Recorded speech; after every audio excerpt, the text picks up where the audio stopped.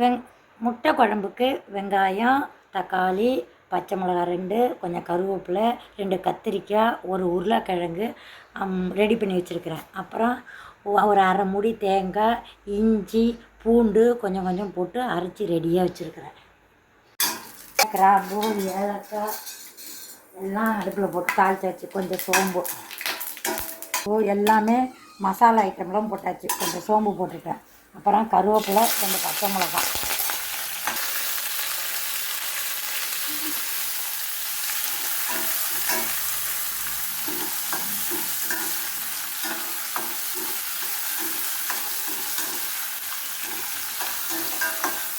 வெங்காயம் வதங்கட்டும், கொஞ்சம் நேரம் பொரியட்டும்.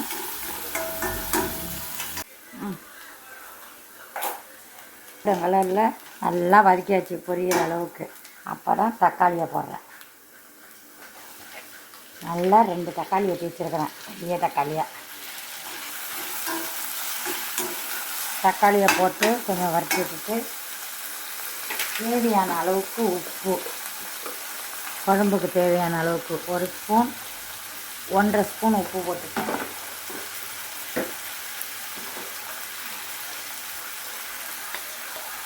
அப்புறம் அரை ஸ்பூன் மஞ்சத்தூள். வதங்கட்டுங்க.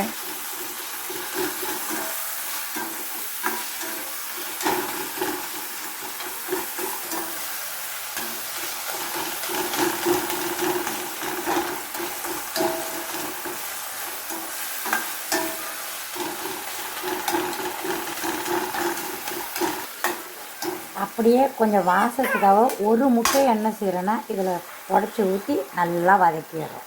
நல்லா வாசமாக வைக்கிறது மாதிரி போட்டுருக்கேன். எனக்கு இப்படி வதக்கி குழம்பு வச்ச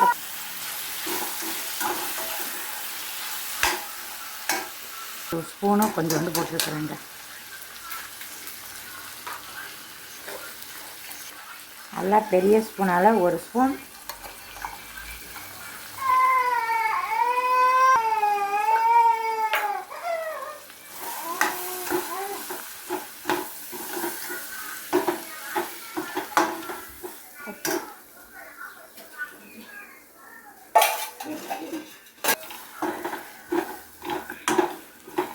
அப்புறம் தேவையான அளவு தண்ணி.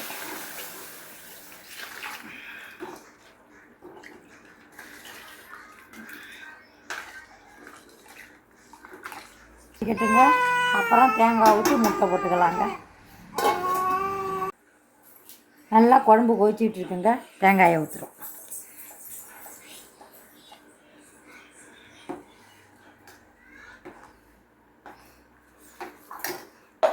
கழுவி ஊற்றி சொன்னால் முட்டையை போடுவாங்க.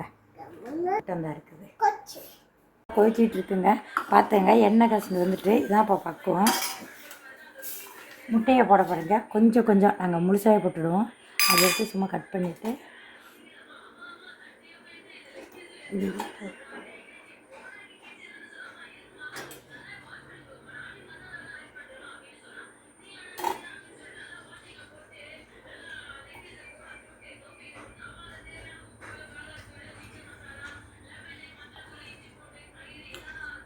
அவ்வளோதாங்க. முட்டை கடைசியில் மல்லித்தழை போட்டு இறக்க வேண்டியதுதான்.